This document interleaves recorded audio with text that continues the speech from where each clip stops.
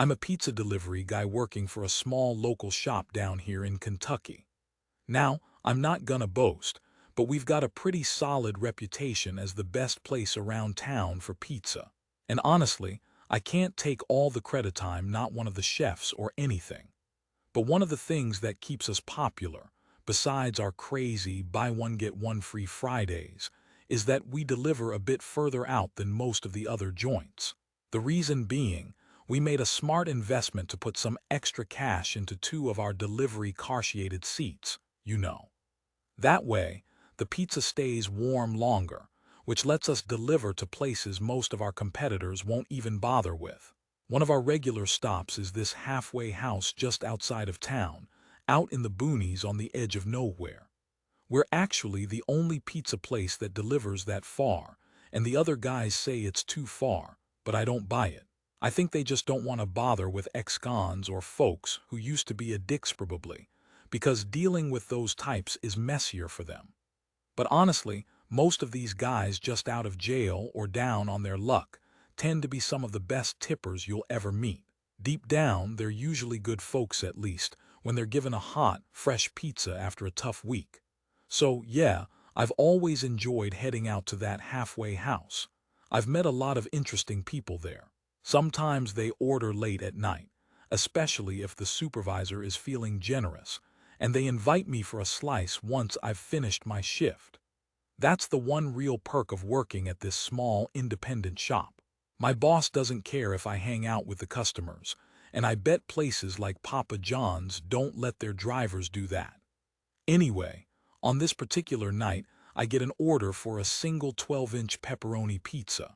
It's kinda unusual because normally they order enough to feed at least 6 or 7 guys, nothing crazy, but not uncommon either. When I pull up outside the halfway house, most of the lights are out. It doesn't look like anyone's home, except I spot this guy pacing back and forth out front. He's staring at his phone, looking obviously anxious and jittery, and I can see his pale face illuminated by my headlights. No worries, I figure you're probably just really craving some pizza. I grab the bag from my heated seat and walk over. I try to greet him cordially, but I stop right there because I instantly get the feeling this guy isn't right. He looks like he's desperately craving a hit of something, scratching his neck and eyes darting around like he's paranoid. I check the name on the receipt, Jesse. I believe I ask him, "Hey, Jesse," and he nods at me, then his phone buzzes. He immediately stares back down at it like that's what's giving him his fix.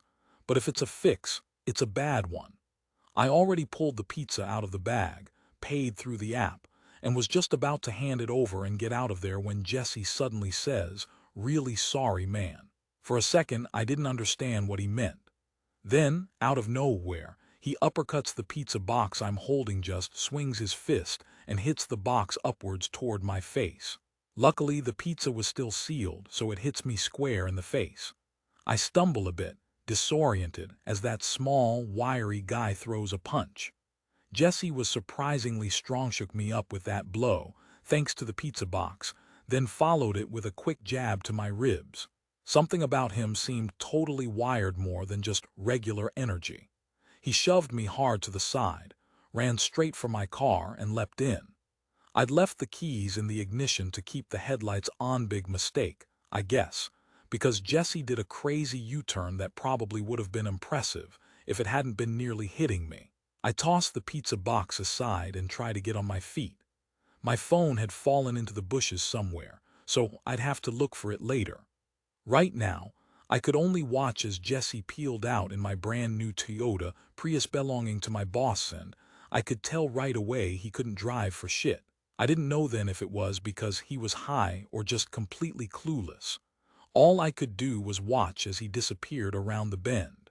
Then I heard this sickening crash, and everything went quiet except for the distant clang of car alarms going off. Turns out, Jesse made it about 2 blocks before losing control, spinning out and smashing into 3 parked cars. I didn't actually see him crash, but one of the owners of the wrecked cars immediately called the cops.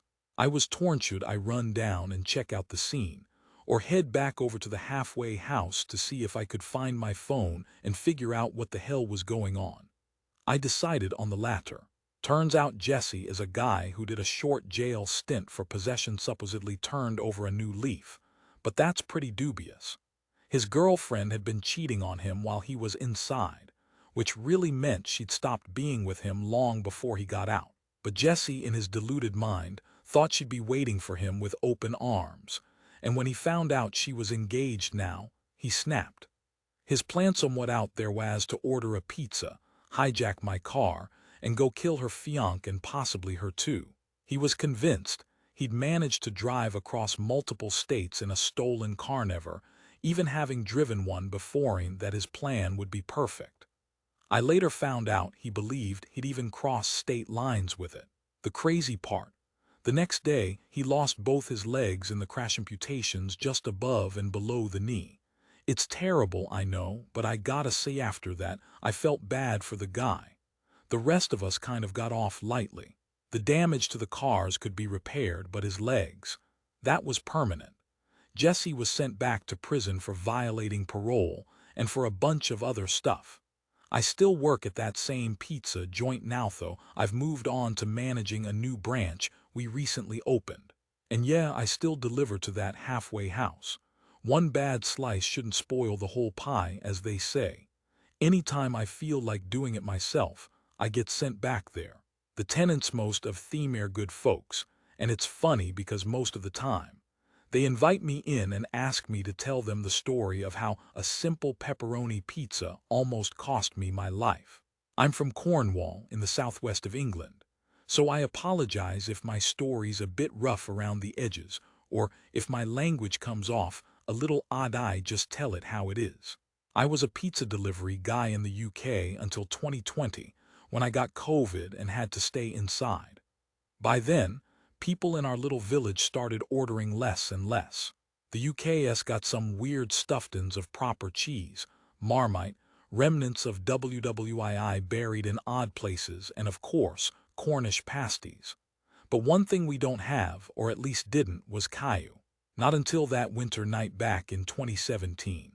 So, I worked for a big chain at the time and was sent out to deliver a pizza to an address I'd never heard of before. It was just inside our delivery zone, and I was on a moped, which made following GPS directions tricky. I kept pulling over because I couldn't quite figure out where I was supposed to go. I knew the pizza would probably be cold by the time I got there, which would mean a complaint and a discount I'd have to eat literally. The route took me down some narrow forest roads. Normally, that's fine during the day, but me, I'm a little scared of those places. Anyway, I just pushed on, following the GPS, and then I heard it, the sound you absolutely know means there's a big, bad monster coming. Like the deep roar from Godzilla or a T-Rex, or the ominous bang from Inception that everyone uses in trailers now. I call it the kaiju sound. And man, I heard it right through my helmet. I knew it wasn't really Godzilla, or King Kong, or Leo telling me I was dreaming. Still, it was freaky, and I couldn't stop myself from looking up. Ahead of me, I saw a cardboard sign nailed to a tree that said, "Pizza Guy this way." Yeah, that's definitely not sketchy at all. And in those woods, there's actually an old WWII bunker, something of a childhood hangout spot, with an old broken air raid siren attached to the outside. I grimaced at the sound, realizing someone had got it working again, pumping out recorded noises that sounded like monster roars. At that point, I should have just skedaddled, but I didn't. I knew who lived inside there, some squatters, hippie types who wanted to live off the grid. My buddy had been hanging out with them, and it made sense he might have ordered the pizza. I knocked on the door, but there was no answer. No surprise, since it was a cash-on-delivery order, and I wasn't about to leave without payment. So, I balanced the boxes of pizza, garlic bread, and chicken wings in one hand and shoved the door open. The siren kept blaring as I entered. It looked a lot different from my childhood visits, no more graffiti and piss smell. Some hippies had cleaned it up, even put in a few potted plants. It was kind of peaceful but creepy as hell, being empty. I looked around, saw an old desk and some faded audio gear that was probably just busted, and started to set the food down. Suddenly, even through my helmet, I heard a footstep behind me crushing something. Then crack, that sharp, bone-breaking crack hit my back. I yelled and spun around. Standing there was this guy, topless, long, greasy hair, crazy beard. His torso was smeared with God knows what, and he held this battered pole as a makeshift weapon. I couldn't even tell exactly what he shouted, but it sounded like some kind of awful, slurred, terrible lizard man sucking a willy. Then he swung and smacked me in the head with the pole, which snapped in half. I was wearing my crash helmet, so it didn't hurt too much, but that guy, he was strong as hell. He lunged at me, and I just reacted. I headbutted him straight in the face. His nose exploded in a spray of blood across my visor, and in that moment, I roared out something fierce. I kicked him right in his groin, probably all I could muster, and he went down. He was screeching, hollering, and that's when I took the moment to run outside, flip up my blood-smeared visor, and start to speed away on my pizza moped. From a safe distance, I called the cops. But in the UK countryside, they don't arrive quick. Took them hours to get to that old shelter. By then, I'd gone back to the restaurant and told my boss what happened. He didn't believe me at first, thought I was messing around. But eventually, the police found blood, the broken pole, and that busted siren, but no sign of the weird guy. Turns out, the hippies had all gone to an outdoor rave out of town. They swore they had no idea who my attacker was, and said he was never caught. The pizza, gone completely eaten or stolen before the officers arrived. That was a relief, honestly. A few months later, the same guy tried robbing a village post office. Turns out he was a violent crack addict, been in and out of prison for years. When I was called in to identify him in a lineup, an officer casually mentioned I'd really lucked out that night. The weird thing, he swore he had nothing to do with that monster Rordenide setting up the sound device or anything. The hippies also denied it. They all had nothing to gain by lying. So I still don't really know what or who caused that damn monster noise. Probably some tweakers messing around just to scare a trucker.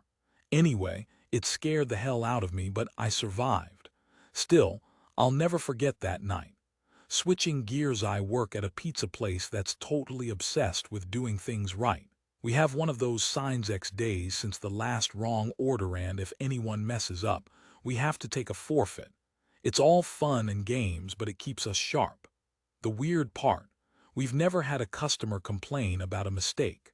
That was until one night when I delivered to this old couple in a cozy suburb. They'd only ever ordered pizzas, and the usual, that is, until that night. Suddenly, I get an order for 8 big pizzas. I remember because I liked these folks. They usually tipped well, and we chat for a few minutes. So I go out, knock on the door, and instantly something feels off.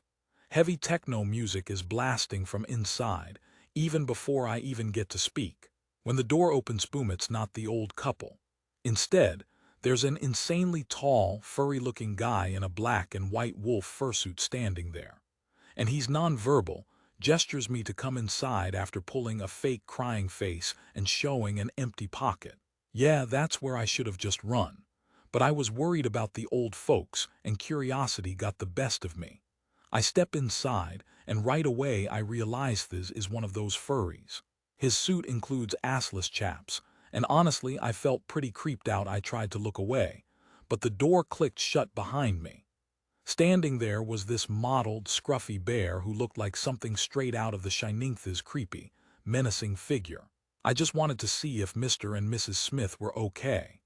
I carried the pizzas into the kitchen and told the wolf, "Hey, I need payment, and I want to know where the old folks are." Both the wolf and the bear started clowning around, pretending to laugh as if it was all some big joke.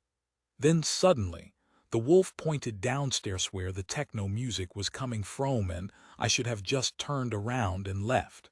But no, I followed them.